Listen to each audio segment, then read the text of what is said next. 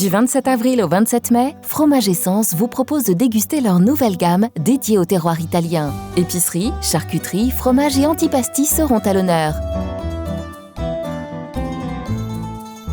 Fromage Essence, 7 route de Bar-le-Duc à Bettencourt-la-Ferrée, ouvert du lundi au samedi de 9h à 19h. Trouvez l'utilitaire qui vous correspond chez Cara-Auto à Bar-le-Duc. Espace, polyvalence, connectivité, design. Retrouvez tous les modèles de la gamme Volkswagen véhicules utilitaires et tous les avantages qu'ils peuvent vous offrir. Achetez, louez, entretenez votre utilitaire chez votre concessionnaire Volkswagen Cara-Auto à Bar-le-Duc. Il est temps de faire votre contrôle technique. Mon contrôle technique à Gondrecourt-le-Château est là pour vous. Dans notre centre, la contre-visite est gratuite. Notre priorité, votre sécurité. Mon contrôle technique à Gondrecourt-le-Château est là pour vous ou sur notre site moncontrôletechnique.fr.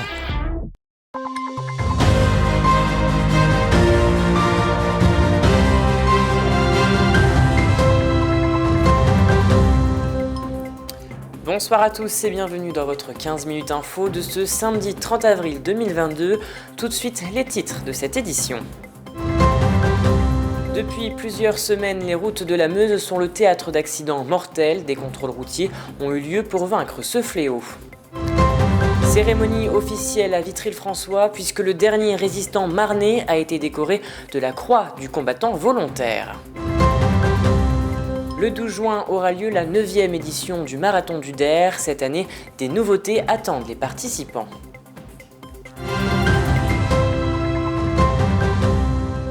Et voilà pour les titres.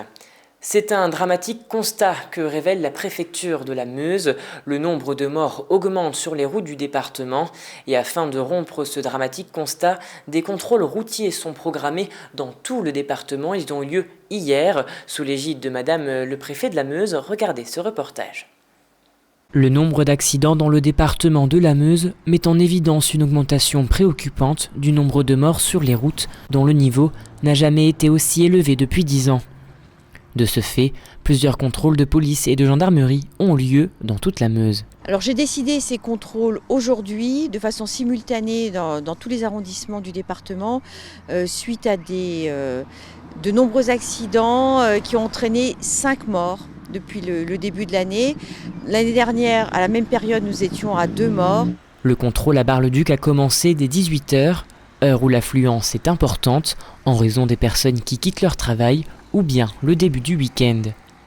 Au total, 5 excès de vitesse vont être sanctionnés. Alors à l'instant T, là on est déjà peut-être une vingtaine de véhicules contrôlés en 30-40 minutes de contrôle. Et là on va être peut-être à une voiture sur 100 contrôlée. Donc on reste quand même dans des choses qui sont raisonnables sur la route.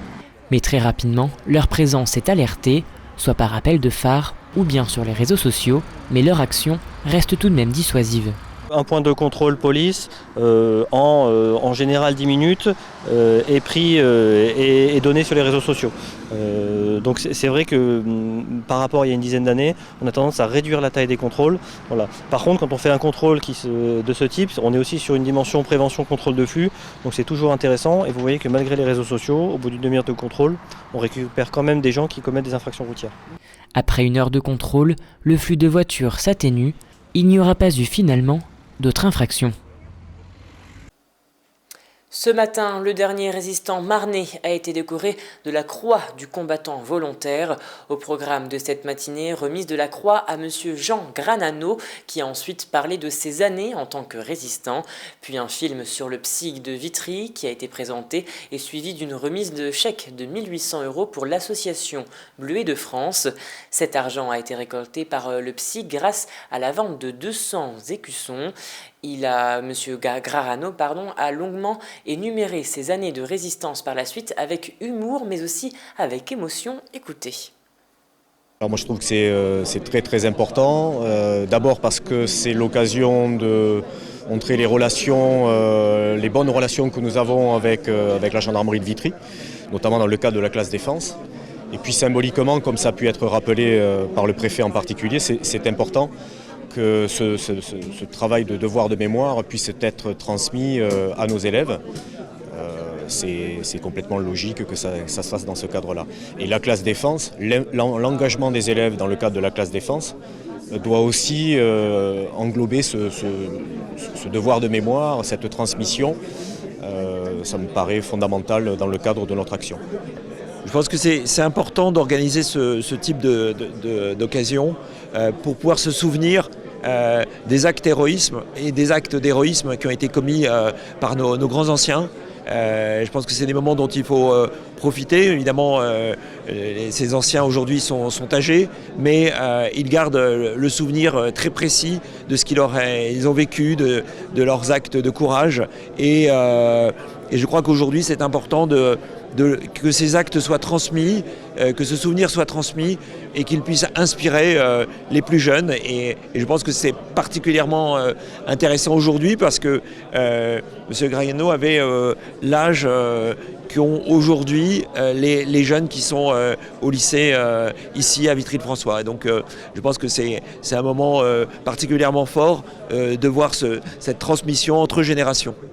Je pense, comme tous, à la fois beaucoup d'admiration pour ce qu'il a fait, beaucoup de reconnaissance aussi, parce que si nous pouvons aujourd'hui vivre librement dans notre pays, c'est parce que des hommes et des femmes comme lui, à 17 ans, se sont engagés, ont suivi l'appel du général de Gaulle, l'appel du 18 juin, pour répondre et ainsi combattre pour contribuer à libérer la France.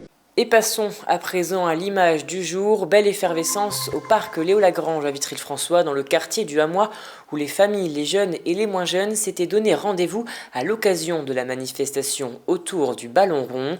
L'occasion pour le public de croiser les acteurs du sport vitria, les clubs et les associations, ainsi que les services de la ville, et également découvrir des disciplines spectaculaires comme le freestyle football ou encore le BMX flax. Et du sport à présent, puisque le marathon du Der commence dans environ 6 semaines. Il aura lieu le dimanche 12 juin au départ de Saint-Dizier et proposera 42 km de course dans un cadre naturel. L'année dernière, plus de 1500 coureurs ont participé à l'événement. Cette année, il y a des nouveautés. Les explications dans ce reportage d'Alison Godefroy. Le 12 juin prochain aura lieu la 9e édition du marathon du Der. Cette animation quasiment régionale est devenue une animation sportive d'envergure sur le territoire, puisqu'elle a accueilli l'année dernière environ 1500 coureurs. Alors les nouveautés, ça sera la brumisation, les brumisateurs qu'il va y avoir sur la fin du parcours pour que les coureurs soient un peu plus au frais.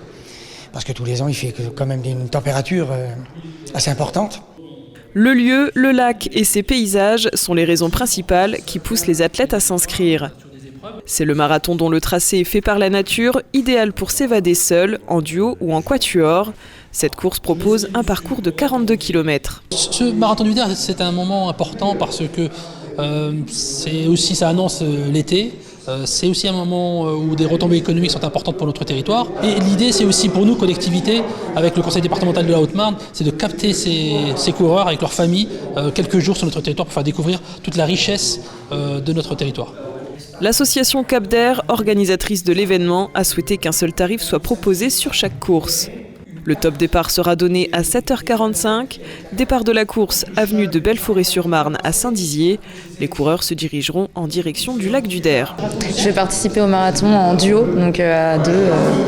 Quand on passe la ligne, c'est une sensation qui est vraiment unique et je pense qu'on ne peut pas retrouver autre part parce que c'est 3h30, 4h, 4h30 où on galère, où on a mal, où on pense qu'à ça et quand on passe la ligne, on est fiers de nous, on se dit qu'on n'a pas fait ça pour rien.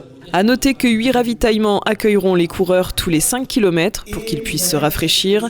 Puis 6 maîtres du temps seront là pour accompagner les coureurs dans leur gestion du temps et la régulation de leur course. Et voilà, c'est la fin de cette édition. Merci à tous de l'avoir suivi. Dans un instant, vos prévisions météo de demain, présentées par Alison Godefroy. Je vous souhaite un excellent dimanche à vous.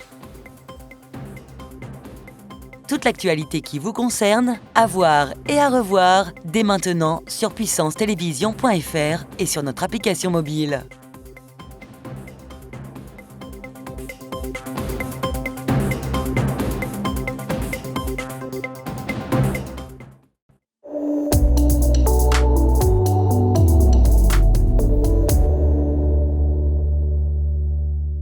Bonsoir à à tous, bienvenue dans votre bulletin météo.